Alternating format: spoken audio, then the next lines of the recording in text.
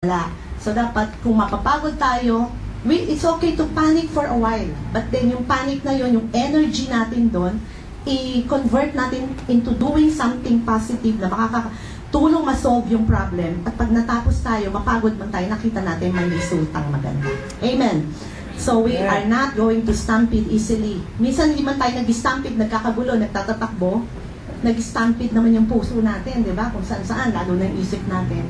Sabi mo sa isip mo, kalmado lang. And then you relax, pray, and we will receive the answer. Little or no means of self-defense, they can only run.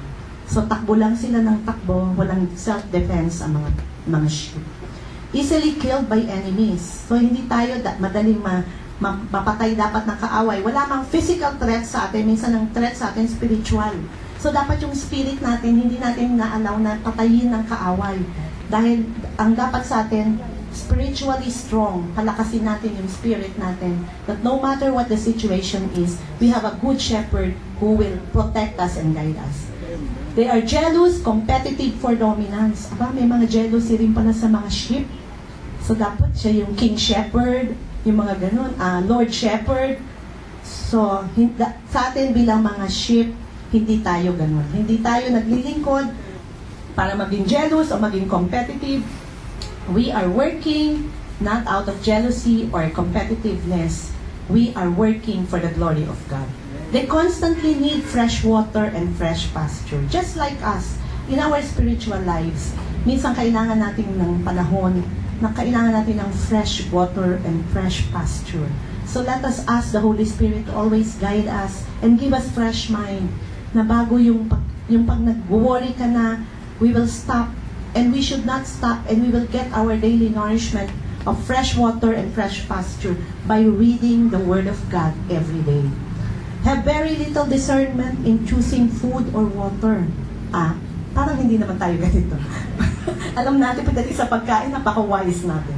So, they are like that. That's why yung shepherd, kailangan silang dalahin sa good pasture. Katulad din natin, minsan din natin alam what is good and bad for us. Siguro, ganyan din sila, kain ng kain, lahat ng madumi, kahit madumi na kinakain, kailangan ng shepherd. So sa buhay natin, ganun din. The shepherd is most effective and has calming influence. So yung shepherd natin, our Lord Jesus Christ, is effective and has calm influences in the lives of the sheep. Sa atin yun. Tayo naman bilang shepherd of other sheep, yung mga flock na pinaalagaan, dapat din tayo ay effective and we should have calming influence. Huwag nating guluhin ang spirito ng ating mga flock. Kailangan sila ay kalmado. I have, in my more than 30 years in the ministry, dami ko na nakitang ministry na nagkakagulo, pinagpipistahan ng chismis dito, chismis doon, wala namang na-resolve. So when we hear that, we stop that and we replace that with a calming influence. Let us not be quick to judge. Let us weigh the reasons. Wala tayong kakampihan, wala tayong papaboran, at wala lalong-lalo tayong dapat pinagchichismisan. Amen po? Amen. So, natuto po ba tayo dito sa characteristics of sheep? Now, we will pick up the good ones and discard the bad ones. So, ano lang po ang ibig sabihin sa karamihan po ng mga qualities na yan ng isang sheep? Isa lamang pong ibig sabihin, we need a good shepherd. In our lives, no matter how spiritually strong you are, how much you think you are already grafted to the true vine, kailangan pa rin natin ng good shepherd. Dahil hindi naman tayo always perfect. There are moments in our lives when we encounter weaknesses. And in those moments, most especially, pero dapat talaga every day of our lives, we need a good shepherd. And the quality of a sheep's life depends on the quality of the care the shepherd gives. So yung quality ng ating spiritual life ay dependent sa quality ng shepherd lives na binibigay sa atin. And we have a perfect shepherd, our Lord Jesus Christ. So therefore, our life should be good. We need a good shepherd because the Lord Jesus is the personal shepherd. Siya ang ating unang-una sa lahat, siya yung ating personal shepherd. Katulad, ngayon, sabi nga ni Pastor, Pastor Ipe will be away for 1 month. Pangatlong linggo na ngayon. But because we have the true and our Lord Jesus Christ as first and foremost our personal shepherd, We are here continuing the work that the Lord has entrusted to him as the main pastor and to all of us as co-workers. So palakpakan po natin ang Panginoon. Pangalawa, he personally cares for his sheep. Isaiah 40:11. He will feed his flock like a shepherd. So, wala po ba tayong isasaing mamaya? Wala po bang laman ng ref natin? We have a Lord, a true God, who has fed us and will continue to feed his flock like a shepherd. Hindi po tayo pababayaan ng Panginoon. Kung minsan may panahon na maaring magutom ka, sabi, ano ba yan ang ulam natin? Fish. Baka yun ang perfect sa katawan mo ngayon dahil pag nagdagdag ka pa ng cholesterol, mahal po ang isang Crestor, Pretor, Lepitor. 65 pesos po ang isa niyan. Eh kung kumakain ka lang ng yan muna, fish, pabababain ang cholesterol mo. He is our perfect shepherd. He will carry the lambs in his arms, holding them close to his heart. Are you feeling sad today? Do you have worries? Are you lonely? Do you cry always? Sa oras ng to, kinakarga ka ng Panginoon. In his arms, close to his heart, telling you everything will be alright because I am your true shepherd. He will gently lead the mother sheep with her young. Are you a mother having so many worries? Where will I go? What will I do? How will I take care of my kids? He is there teaching you how to take care of your young. And number 2, he knows his sheep. Alam ng Panginoon ang kanyang mga anak. Alam niya kung ano mga pinagdadaanan ng kanyang mga tupa. John 10:14, I am the good shepherd. I know my own sheep and they know me. Kilala tayo ng Panginoon. Maaring hindi ka kilala ng magulang mo, totoo, hindi ka kilala ng asawa mo as perfectly as the Lord does. But the Lord knows us.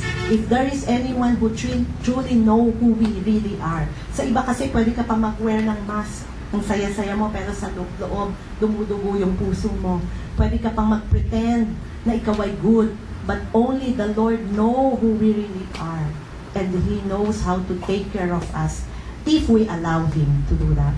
John 10:27, my sheep listen to my voice. I know them and they follow me. Are we following the Lord? Sumusunod ba tayo sa Panginoon?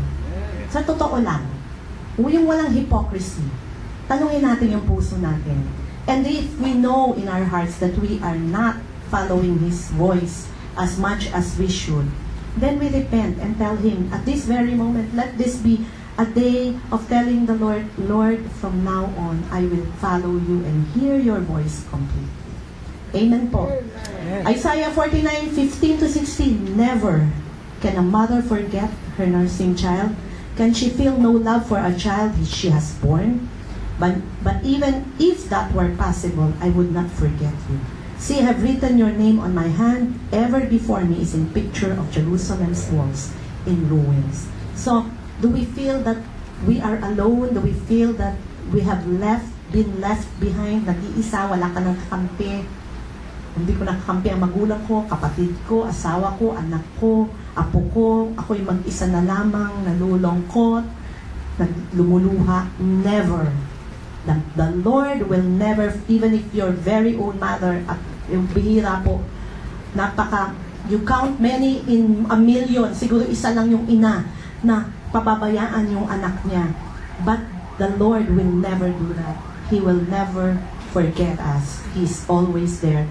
We are always in His mind. Just like a mother, katulad ng isang ina, na ang kanyang anak, paggising pa lang, alam, nasa isip na ang mga anak niya. Ganun, masigit doon ang pag-iisip sa atin ng Panginoon, sa pangangailangan natin.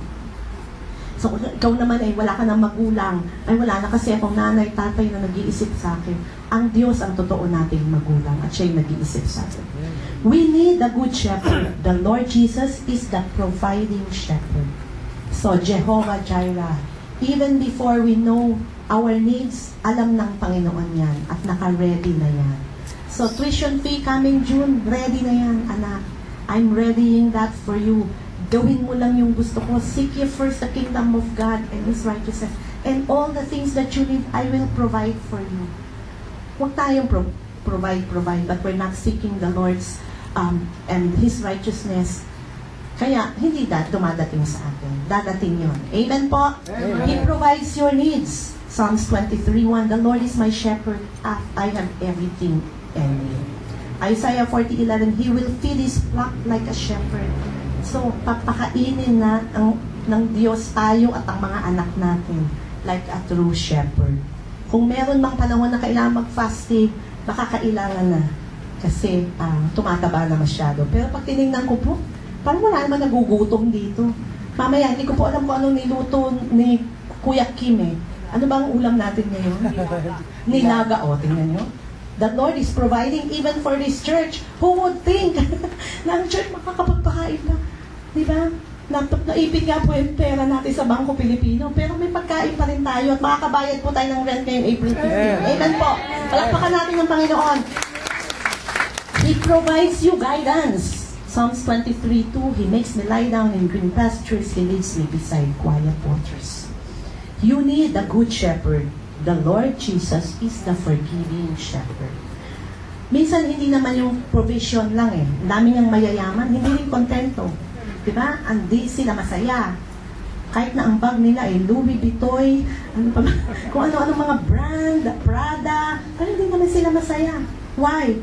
Because they have not received the true forgiveness. First, they have not forgiven themselves. And second, they have not forgiven they have not accepted the forgiveness of the Lord. So, they need the good shepherd to let them know that the Lord Jesus is the forgiving shepherd.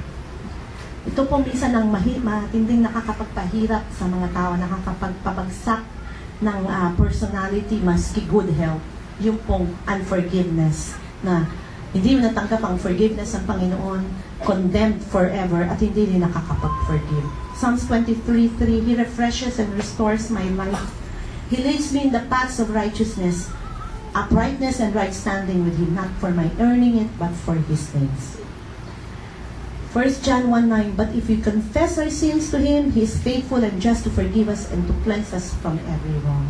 So, let's tackle this thing that we need, the forgiveness of the Lord.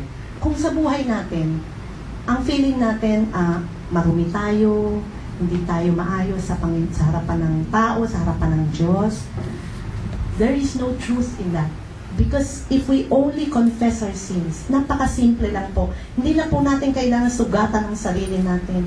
Hindi na natin kailangan hindi kumain for 40 days, magsuot ng sako, o mag-retreat ng pagkalayo yung sarili natin para tumanggap ng kapatawaran ng Panginoon.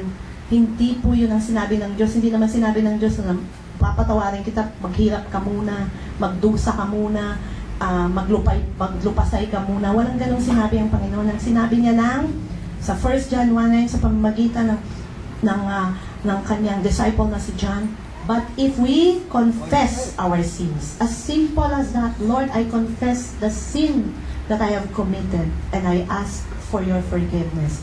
What will happen? He is faithful and just to forgive us and to cleanse us from every wrong. And later we will seek a forgiveness, a prayer pagtapos po ng service. Nehemiah 9:17, but you are a forgiving God, gracious and compassionate, slow to anger and abounding in love. Therefore, you did not deserve it. Ang Diyos natin kasi minsan mali ang pagkakakilala natin. Akala natin malupit siya, na may hawak na latigo, may hawak na pana, may hawak na 45, na pag nagkamali ka, jung. Hindi po ganun ang Panginoon natin. Ang Panginoon natin ay slow to anger. Oh, napakagandang quality ng Panginoon. Ano? Sana na-adapt ko. Slow to anger. Tagal siya bago magalit. Abounding in love. Punong-puno ng pag-ibig. Ganun po yung Diyos natin. At siya lang naman yung perfect na makapagbibigay ng perfect forgiveness. Bakit tayo nag-hesitate na lumapit sa Kanya para humingi ng kawan? Ganito naman po pala yung Panginoon. Minsan nga, you don't even have to say anything. Yung prodigal son nga ang daming perang winaldas. Diba? Pinahiya ang kanyang mga magulang dahil kung ano-anong ginawa sa kapangalan ng magulang niya. Hindi lang sinira yung pangalan ng magulang, inubos pa yung kayamanan. Pero pagbalik, nakita lang nung ama, malayo pa. Patakbo pa niyang sinalubong yung anak. Anong ginawa? Tinanong pa ba kung, anong ginawa mo sa pera? Bakit ginanto mo? Wala nang ganun. No more questions. He was given a robe and was given a ring again. That's how the Lord forgives. That's how the Lord restores a prodigal son or a daughter. Are we prodigal right now? The Lord is just waiting. Hindi, ang kailangan lang lumapit tayo. Because the prodigal son ran to his father. That is what we will do today. Run to our Father. And we will receive the robe of righteousness again. And we will again wear His signet ring. Amen po. We have a forgiving shepherd. We also have a protecting shepherd. Katulad ng introduction natin kanina, kailangan talaga natin ng protection sa maraming bagay na nangyayari sa paligid natin. Even in calamities, di ba? Nakakatakot. And I pray every day of every moment that the Lord will protect our country, the Lord will protect our families here and abroad. Cover them with your most precious blood, Lord, that they will be protected from the calamities of earthquake, flood, and all these things that are happening. Napakahirap po. We pray that Ondoy will no longer happen. Amen. And devastate our families. Amen po, because we have a protecting shepherd. Psalms 23:4, even when I walk through the dark valley of death, I will not be afraid, for you are close beside me. Your rod and your staff protect and comfort me. 1 Peter 1:5-7, and God in His mighty power will protect you until you receive His salvation, because you are trusting Him. It will be revealed on the last day for all to see. So be truly glad. Maging masaya tayo sa Panginoon. There is wonderful joy ahead. Sabihin nga po natin yon. There is wonderful joy ahead. Let us look forward to that wonderful joy. Kung buhay natin ngayon hindi masyadong wonderful, there will be a wonderful joy ahead. At kung wonderful na ngayon, mas wonderful joy ahead pa. Because nobody can comprehend. Amen. No eye has seen, no ear has heard what the Lord is conceiving in His mind for His children. So, ano ba yung best na iniisip mo? The best pa yung iniisip ng Diyos para sa atin, sa mga anak natin, na nakakamtan natin, because that is how the Lord is. Even though it is necessary for you to endure many trials for a while. So, kung may trials tayo, for a while lang yan. Let us look forward to that wonderful joy ahead. Palakpakan natin ang Panginoon, because we will be receiving wonderful joy. 1 Peter 1:5-7, these trials are only to test your faith, to show that it is strong and pure. It is being tested as fire tests and purifies gold, and your faith is far more precious to God than mere gold. So if your faith remains strong after being tried by fiery trials, it will bring you much praise and glory and honor on the day when Jesus Christ is revealed to the world. So twofold po yan. Personal trials and the trials that Christians and the spiritual world may suffer. Maaring ito ay pre-trib, during tribulation, and post-tribulation. I do not really know what the Lord is saying here. It is just a fact, isang fact lang po alam ko, that when we have surpassed those trials, the Lord Jesus Christ will be revealed to the whole world, and we will be remaining strong in our faith. Amen po. Amen. And it will bring us much glory, wonderful joys ahead. So, tingnan mo yung kapatid mo. Sabihin mo, you have a wonderful joy ahead. Amen. So, we need a good shepherd. The Lord Jesus is the planning shepherd. Pinaplano niya yung buhay natin. Hindi lang siya nagpo-protect, nagpo-forgive. Marami pa po siyang nagpo-provide. He is the planning shepherd. So, eto po. Ito po yung mga pinaplano ng Diyos sa buhay natin. Ito po yung mga qualities ng Panginoon na dapat nating tanggapin sa ating buhay to give us an assurance that the Lord is a good shepherd.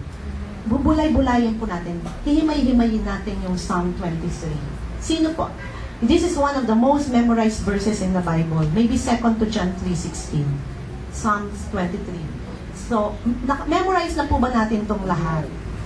Sana naman po. Kasi tagal mo ng Kristiyano. Pakirecite niyang Psalm 23. Ay, hindi ko memorize. Ilang years ka ng Christian? 30 years. 30 years.